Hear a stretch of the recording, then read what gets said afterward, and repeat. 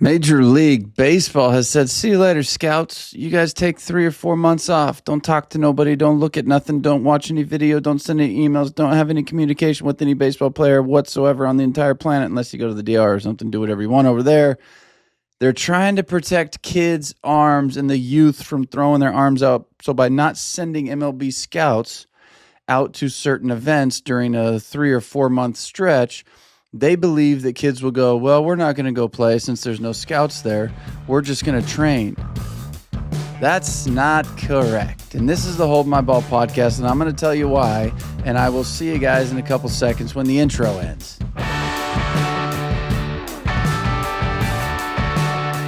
So the thing about it is, guys, the MLB's not at fault for these arm issues, and they can take steps to try to fix it. But the bottom line is the only fault the MLB has is they have the greatest baseball players on the planet in their league. And in order to get the greatest hitters on the planet out, you got to throw this ball pretty hard now. You got to make it move. You got to locate. You got to do a lot of things. You got to be elite. But number one, you got to have some velocity. It just is what it is. And that's the only fault that the MLB has in any of these arm injuries. It's not really their fault that they have the best players on the planet. That's what they want. They want the best product, and we want the best product as fans, so that's what they're giving us.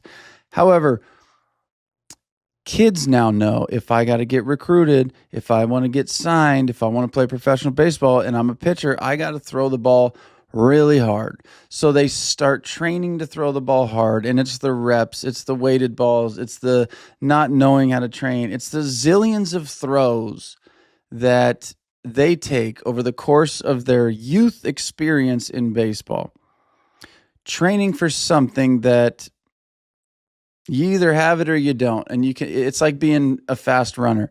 You can make a fast runner faster, very fast. You're not going to make a slow runner very fast. You'll make a slow runner a little faster, but everybody's got their physical point. And in order to reach it, nowadays, people are maximizing it to the max. So you're putting your body through all this stuff to get an extra 3-4 miles an hour out of your body. And when you do, your body's going to go, cool, I'm capable of that. However, I'm not built for it. So we're going to have some issues. And it's just like part of the price you pay for being a guy that throws hard. The average fastball in the big leagues right now is 95 miles an hour. The average guy out of the pen is 97. Your average late relief closer is probably 98 to 102. These are just the facts. So when you dream of being a big league pitcher, it's impossible to have that dream without velo, without having velo. And I don't say it's impossible to get there without velo. It's just impossible to have the dream. So what do? Is this going to help having the MLB say, hey, we're not sending any scouts out from October to, what are the dates? I'll tell you the dates. High school players, big league scouts, major league scouts can't look at any video. They can't watch these kids play. They can't communicate with them. They can't do anything. They can't scout from October 15th to January 15th. So October to November, November to December, December to January. That's 3 months. 3 months that scouts can't watch. And what are these kids going to do in 3 months? College baseball players, November to January. So that's 2 months. They're hoping this encourages kids to stay home, not go to tournaments, not play baseball every weekend, and just train, get healthy, come up with a good arm routine, all this other stuff. But what the MLB doesn't know, because they truly, I don't think they're at the grassroots level. I know they're in bed with Perfect Game, and that's fine. Perfect Game is the ultimate prey on parents, prey on the, I don't know. They're the worst. Perfect Game's the worst when it comes to money and exploiting what parents will do for their kids. Your kid has just as good a chance not going to Perfect Game ever in their entire life and just,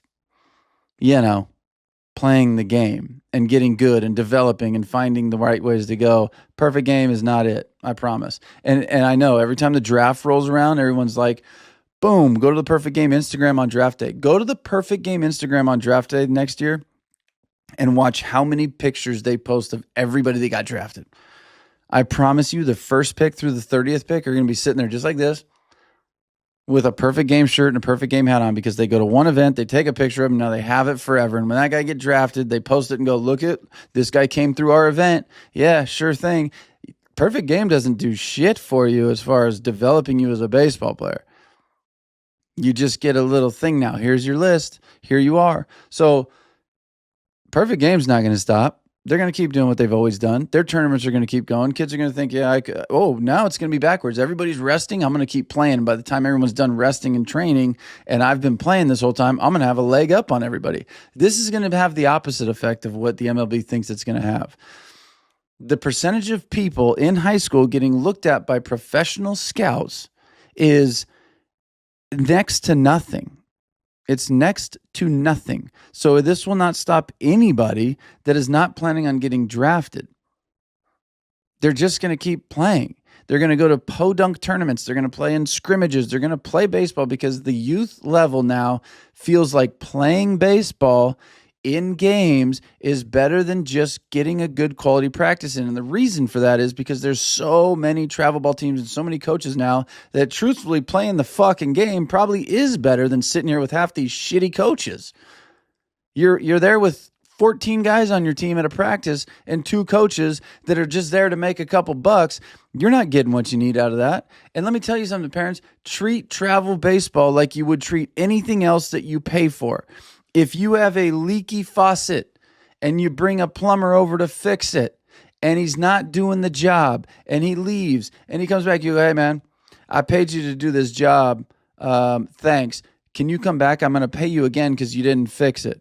And then I'm going to pay you again if you don't fix it. Now you're going to go, dude, I'm done with this plumber. On to the next one. Why is travel baseball not the same? It is the same. You're paying for your kid, who is the client of that travel baseball organization, to get better as an individual because that travel team's all going to go to different high schools, different colleges, different everywhere. They're all going to go somewhere else. The only reason you're on that travel team is so that your son gets what they need out of it. If you are sitting on a travel baseball team, your son will learn one good thing out of that, and that is I've sat the bench. It lit a fire in me, and now I want to work harder and try to take over somebody else's spot. If it takes him 9 months to do that, cool.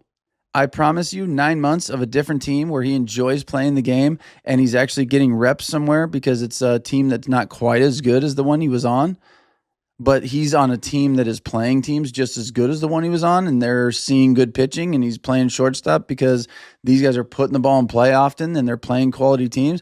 It all washes out the same. It really does. So if your kid's not getting what they think they need out of a travel baseball team, say, see you later. It's that simple. It really is that simple. And it's all BS anyways. My shortstop in 2020 COVID year got drafted in the 5th round by the Texas Rangers. It was awesome. 6 months earlier, he went to the area code tryouts, the area code games. They're huge. Those are some of the best players in the country doing their thing. It's a long, extensive tryout process. It's over a few weekends. It's over a couple sessions. They really try to dial it in. He went 6 months before he got drafted and signed for $1 million. He went to the area code tryouts. And he went to the first one, and he got sent home at the lunch break of the first day. The first day, let's call it 6 hours. They worked for 3, got some lunch, went back for the other 3. During that lunchtime, they said, you're good. You don't even have to come back for the other 3. You're not good enough. You're not going to make it. Guy just finished his rookie year in the big leagues. 4 years later. Made $1 million, got drafted, good enough for the Texas Rangers 6 months later, but wasn't good enough for whoever runs the area code games. It's all a bunch of BS. You got to play the game. You got to take breaks. You got to get away from the game because the game is hard. The game is crazy. You got to enjoy the game. And I say enjoy it like you got to have fun all the time. Because when you're 6 and you're having fun, that means, what'd you do today? I went to this big dirt field and I was inside a fenced cage with all my buddies, and then we would run out on the field all of a sudden and just have a good time out there. And then I'd get a bat, and I'd hit this ball off the tee, and then just run wherever everybody telling me to run. That was fun. I loved it. And then you get to like 8 and you understand, oh, there's a score. We're trying to win. We're trying to score more than the other team. And you kind of get that. And now the fun part is like, yay, we won, even though you don't really know what's going on still. And then you get to 10 and you kind of figure it out a little bit. And it's like, okay, we won and I did good. I did good. I like that. That's fun. I contributed or whatever it is. I did good today. That was fun. Then you get to 12 and you're like, I did good, and me doing good helped the team win. I like to win. I like to contribute to the win. And now guess what? When you're 14 and you do well and you contribute to the win, that's fun. And now all of a sudden you realize, I like that a lot. And I know why I did that. It's because I worked hard. So now the hard work becomes fun. So the fun stays all the time. It just changes the higher you go, and it becomes a more mature fun as you develop as a baseball player, but you got to love it or else you're not going to want to do it. So this is going to do nothing as far as taking time off. There's too many parents and too many coaches that have just infiltrated the game of baseball. And this will never turn around. It just won't. I'm telling you right now, it's not going to turn around. I commend the MLB for trying. It will not turn around. Parents are filled with FOMO. We're missing out. Other kids are playing. We can't take a break. Yeah, you can. Yes, you can. You can take a break. You don't even have to take a break, right? If you turn 14, 15, 16, and all your kid wants to do is play and truly loves it, let them play. Great. Let him play. But when it comes to arm health and pitching, certainly need time off. But really all you need to do as a parent is find the right guy or coach or person to actually look out for your kid. Not just a paycheck that he brings to the table for lessons or the travel team or whatever it is. You have to find the right people that truly take care of your kids. And the problem with that is your limited resources based on where you are. There might be 4 travel teams, 4 coaches. You don't know who's who. You don't know what's what. You're at the mercy of these guys. So a little bit of it is like, put it in there, put your kid in the program, keep your fingers crossed, and you may never know if it's too much. You may never know if he's not getting coached well. You may never know if your kid is overthrowing or underthrowing. You just may never know. So a little bit of fingers crossed and a lot of bit of research, but I think for me, it's just a bummer. If kids were blowing their arms out because they thought baseball was so fun and you couldn't pull them off the field, I would be fine with that. But that's not the case. I asked a bunch of kids at a camp I was helping out at a few months ago. I had a session where I talked to 25 kids and their parents, just a Q&A. They asked me questions and I asked them a question. One of the parents said, hey, when is it too early to start travel ball? And these kids were, I think, 6th grade to seniors in high school. So that mix of old enough to kind of get it and then at the top of the high school chain. I said, how many of you guys, raise your hands, play travel ball? They all raised their hands. Every one of them, all 25. I said, now, be perfectly honest here. You don't have to be worried about anything. How many of you guys don't want to go to your practices or your games, or you're at least not excited about it more than 25% of the time? And about 80% of the group kept their hands up. 80%. The parents' faces were blown away. They were blown away. What? What do you mean? You don't want to go to practice? You don't want to go play in the games? No, because it's too much. It's too much. We make it a job. We make it way more than it has to be when these kids are young. So these kids are telling you, and I said, how many of you guys love baseball? They all raised their hand. I'm like, okay, so we've created as adults a situation where we've taken something that the kids have loved and we've shoved it down their throats so much, saying you have to play because they're playing. The travel ball coaches, the everything, blah, blah, blah. The kids now don't enjoy doing the thing that they love because of the adults. We got to fucking do better. And we're not going to. We're just not going to. So it sucks that it is this way. I commend the MLB for making any kind of effort because it's not their responsibility. The MLB is not youth baseball. It's not little league. It's not travel ball. It's not your neighbor's team he started up because he didn't like the other team or his kid was getting screwed over here and things weren't working out over there. So he started his own. And he doesn't know shit about it, but he knows, he's got 12 buddies that'll play. That's not the MLB's problem. It's the parents and the coaches and the people that run these organizations. That's the problem. And that problem will not go away. It just won't. So as a parent, look out for your own kid, and that's it. I don't know what else to tell anybody. I just know that this problem will not go away. People are throwing 100 miles an hour in the big leagues. We try to be big leaguers. How many kids are flying out?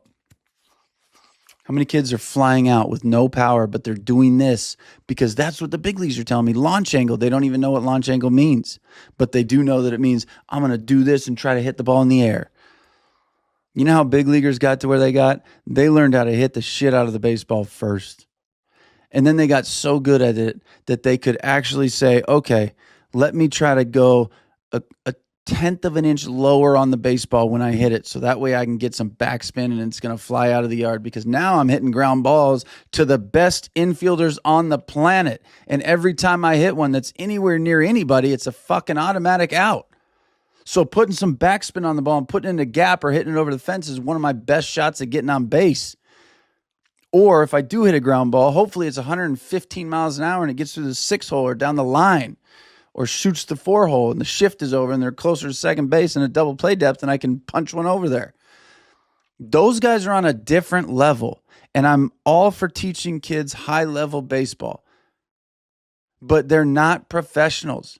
They're not getting paid to do this all day, every day. They're going to school, they're going to class, and then they're spending an hour. They're spending 30 minutes in a quick hitting lesson once or twice a week, and they're learning this bullshit that they're learning that's way past what they need to be learning because they don't even have a fundamental swing down, and they're learning how to do it at this high level that they can't even comprehend. I used to teach hitting, and I'd say some shit that I'm like, I get this in my head, and then when I really think about it, I'm like, do I even know what I'm saying? Or am I just regurgitating some shit that I saw that I kind of understood? Now I'm trying to tell this kid. So now I'm not even telling him in a correct way, really, not a way that translates. So he's trying to do something he probably shouldn't be trying to do, taught to him by a guy that probably shouldn't have been teaching him. So now how fucked up is it from where it's supposed to be? This is where it's supposed to be, but you got a coach that's not exactly sure what he's talking about. And now you're a kid that doesn't even really truly understand what he's saying. So now you're down here learning this. That's not good. When you're down here and you should be learning, load into your legs. That's easy. That just means, bam, when you load, feel it. Sink into your legs a little bit. You can work on that. And let's not go like this when we swing right away. Let's work on getting in here. Simple. Let's work on some T drills. Well, you know what? I'm just going to flip you 50 balls. I'm going to do it 5 at a time. We're going to take a breather. By the end of these 50 balls, you're going to have 50 hand-eye coordinations. Be an athlete, swing and hit the ball. I don't care what it looks like for now. Bam, bam, bam, bam, bam. Work on the little stuff that actually translates. And when you get to certain levels, you start learning the rest of the stuff. But I'm telling you, the parents that volunteer to coach rec leagues and all the other stuff, God bless you. Thank you. I think it's amazing. I'm a parent that volunteers on my daughter's 10U softball team. It's a labor of love. It's a lot. Truly is. I love it. It's not a lot where I'm like, oh man, this is a lot. If you are volunteering and you are helping out, amazing for you. If you are running a program and you have all the right pieces in place to do what is best for the kids and not just line your pockets with some money, good for you. Everyone else, figure it out. Okay? Parents, I'll leave you with something like this. If you're wondering why your kid doesn't take time off, how come my kid's not taking 4 months off like the big leaguers do? How come that's not happening? How come my kid needs to play year round, but a big leaguer takes 4 months off and those first 2 or 3, they don't even touch the ball? They spend 2 or 3 weeks doing absolutely nothing, and then they get back into a workout routine, and then they start playing light catch after a while. How come they do that, but my kid doesn't? I'll tell you why. Because your kid probably plays for a travel baseball program, and a coach does it for a living.